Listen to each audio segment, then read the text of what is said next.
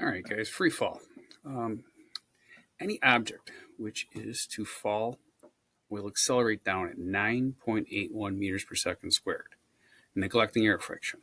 So anything you drop something off a bridge, drop something out a window, it's going to accelerate at that amount. Now, the acceleration means that it's changing 9.81 meters per second every second. So at the end of the first second, it'll be moving 9.81.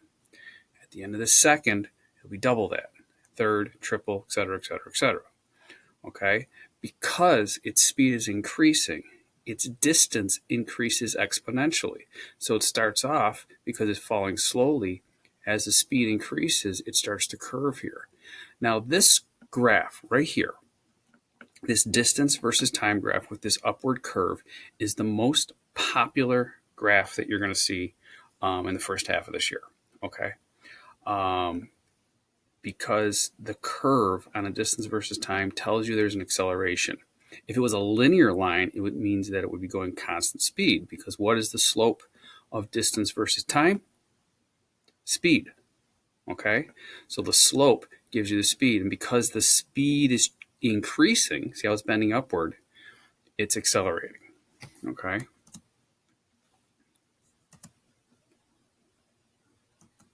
Why are we not moving here? There we go.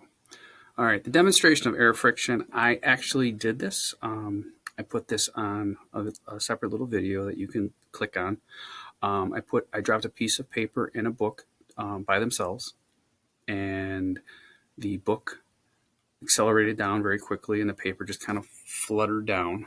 All right, and then I placed the paper on top of the book. Okay, and when I dropped it, I asked the question, what happened? What do you think happened? Okay. Now, most people might say the book will fall faster and the paper will just fly off. Other people might start thinking about like race cars and airplanes and Bernoulli and saying, well, it's actually going to cause a suction and the paper's going to stay on top. Watch the video, see what happens. All right. And then I basically said, well, why did this happen? All right. And I want you to think about it. Okay. All right. So see this formula here? VF equals VI plus AT. The F stands for final. The I stands for initial. Whenever you're dropping something, your initial speed is 0 because you're just dropping it. All right. So this formula here, VF equals VI plus AT, this formula is a perfect formula to use to find out how fast something's going after a given time. All right. In 1 second, it's going 9.81. At 2 seconds, 19.62. 3 seconds, 29.43, etc. Okay. So if you were to graph velocity versus time, what would the line look like if it's increasing by 9.81? Nice linear line like this, where the slope of this line would be 9.81. Okay. Now, we talked about the distance versus time. So displacement versus time, displacement, time. Time is always on your x-axis because x is time's always an independent variable. It keeps going and going and going. You can't really control it. So if you drop this after 1 second, see this formula here? I call this the distance formula. D equals VIT plus 1/2 AT squared. All right. The VI is initial velocity, so that's 0. So this whole front part just kind of disappears. So it's basically D equals 1/2 AT squared. A stands for acceleration. T is time. Gravity is 9.81 meters per second squared. Time, 1 second squared. Notice the second squared's on the top here. The second squared's on the bottom here. When you multiply them together, they go away and you're left with just meters. Okay? So after 1 second, it will have fallen 4.905 meters. At 2, all right, because it's squared, it goes to 19.62. And at 3, it jumps up to 44.145 meters. All right? And says, notice that the distance is increasing exponentially. Okay? And that's because of the square. Anytime you get a squared in a formula, you get an exponential curve. Now, this is a thing I do in class. Of course, we're not there this year. I take 2 tennis balls and I say, I'm going to throw the, I'll go with the video. I'm going to throw one tennis ball this way while dropping one tennis ball. And I say, which one's going to hit the ground first? Majority of the people say the one I throw is going to hit the ground first because it's going faster, okay? But what happens is when I throw it horizontally, all right, its initial vertical component is 0. And then this one I'm dropping, its initial vertical component is 0. So as they go, they start spreading out. And if you look here, you've got the red and red, the pink and pink, the blue and the blue, the green and the green, and then they both hit the ground. They will both hit the ground at the same time. If you neglect air friction, okay, so if you have like 2 ball bearings and you do this with, because they're so massive and they're so aerodynamically perfectly shaped, they'll hit the ground at the same time every time. Okay, you can throw it off probably the top of a building, not a skyscraper, but maybe like a house or something, and it will work the same way. Okay. And it says, notice the increasing distances. Gravity pulls them down at the same rate. Therefore, the vertical distance and the vertical speed will be the same for both of them. But this one, if you notice, the horizontal speed, that's the top, this arrow here, the horizontal arrow, is the same size every time because the horizontal speed does not change. Okay, so if the horizontal speed was 2 meters per second, and this is 1 second, it went 2 meters, 4 meters, 6 meters, 8 meters, 10 meters. But notice the length of the vertical component. The vertical is getting larger and larger and larger exponentially. Okay, but they're both getting this. They're both the same length. Okay.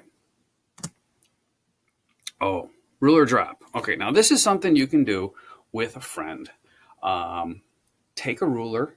All right, I don't have one with me right now, but one person puts their fingers here and the other person puts the ruler directly between the fingers, okay? And then this person will drop the ruler, and then this person here has to grab the ruler. You can't do it to yourself because if you can't drop this and catch it, you got some issues. All right.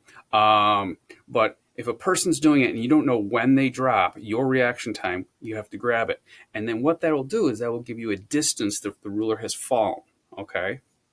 And when that happens, and they grab it, you can take that distance, and using the distance formula, you can calculate your reaction time.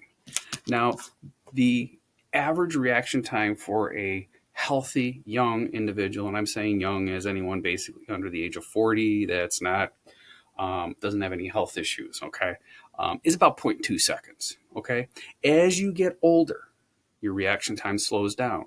Senior citizens sometimes have reaction times 0.3, 0.4.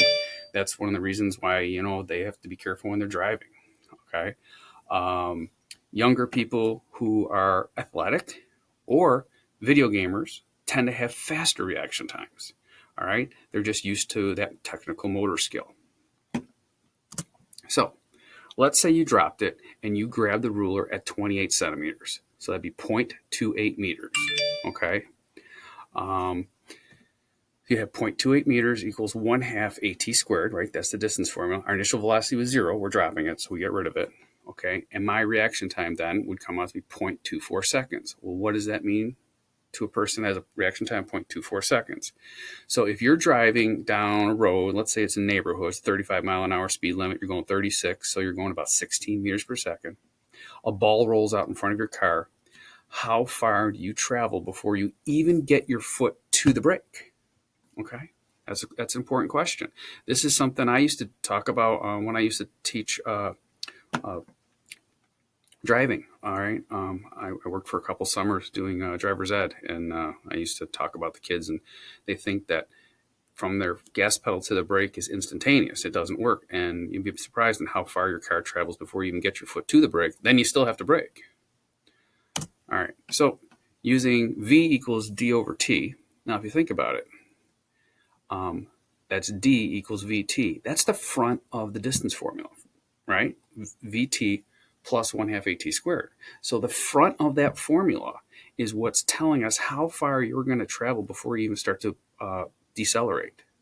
Okay, and if you're moving at 16 meters per second and your reaction time is 0.24 seconds, you'll have traveled 3.84 meters.